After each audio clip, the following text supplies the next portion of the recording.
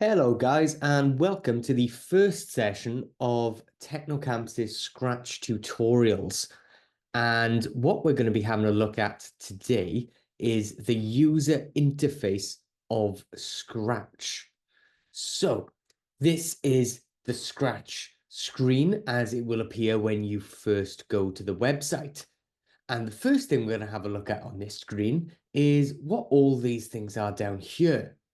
These are projects by other Scratch users. Scratch is a community of game developers.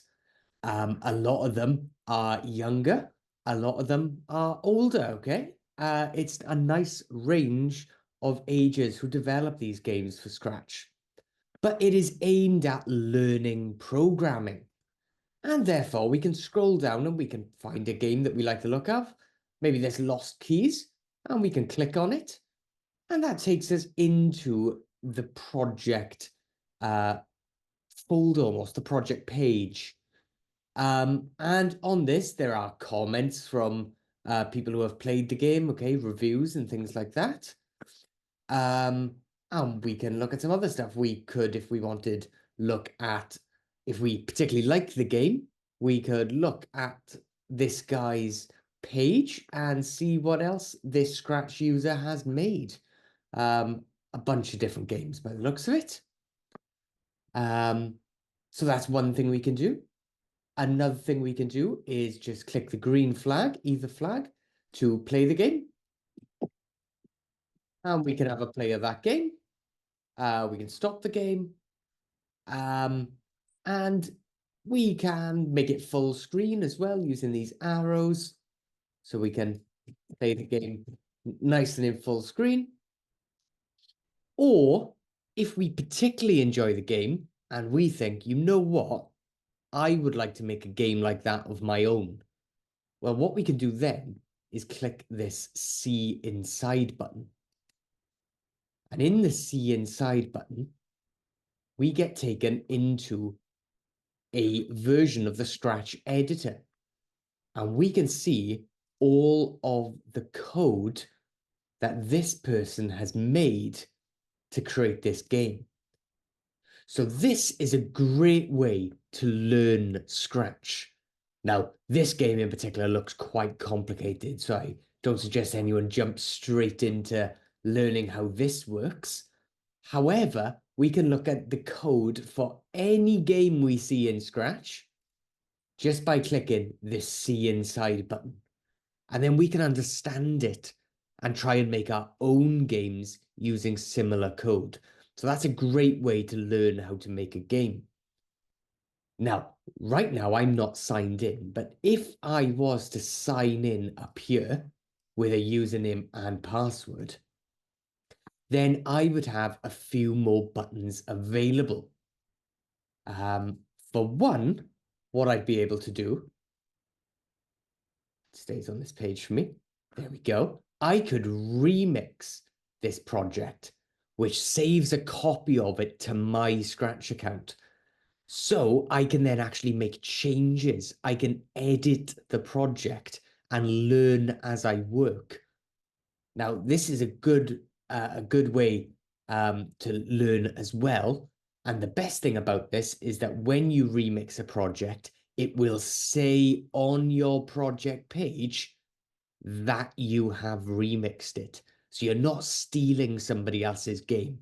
You will always be giving them credit for making the original. There's also some important other buttons down here. Copy the link if you want to share it with someone. Add to your studio if you have a studio setup, or report.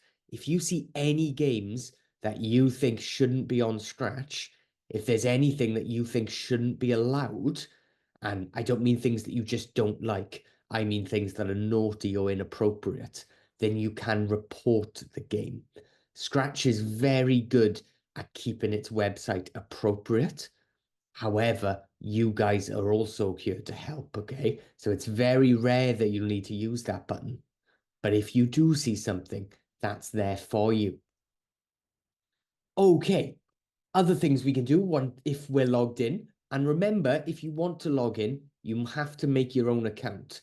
You can't, and you have to ask your parents to make an account. You can't just go making your own. We have our messages, our stuff. We can post comments, lots of things like that. Okay, if we go back to the main page, you can see it's slightly different now that I'm logged in. I can click this create button, and that takes me into the Scratch editor. Now, in the Scratch editor, we'll be looking over a few things in a moment. However, just a little bit more about the technical stuff with Scratch. At the top of the screen here, we have a settings button, and that allows us to change the language. Okay, maybe we are a Welsh speaker or we speak another language and we'd prefer to do Scratch in that language. Well, there's a lot of languages available. Or if we have trouble seeing all these colors, then we can change the color mode, which makes it a little bit easier on our eyes. Or using the file button, we can save the project to our computer so we can download it, and we can load a project from our computer so we can open a project we've saved. Now, if you're not logged in, these are the only two options you have to save and load your project. So it's important that you download it after making it and load it next time you want to play it. If you're logged in, you can save the project to your account or save it as a copy of the project. There's also an edit button, which has restore. If we make a mistake, for instance, I accidentally delete Scratch and I didn't want to, then I can restore the character. Do be careful. We can only use this button once at a time. If we delete more than one thing, we can't get the first thing back, only the last thing we deleted. And turbo mode will make Scratch run a little bit quicker. You'll see it says turbo mode here. It will drain your battery faster and it will take more power from the computer. However, sometimes games need that turbo mode. Okay, if we're logged in, we can also name our project. We can share it. So any project you create isn't automatically shared. You have to decide to do that.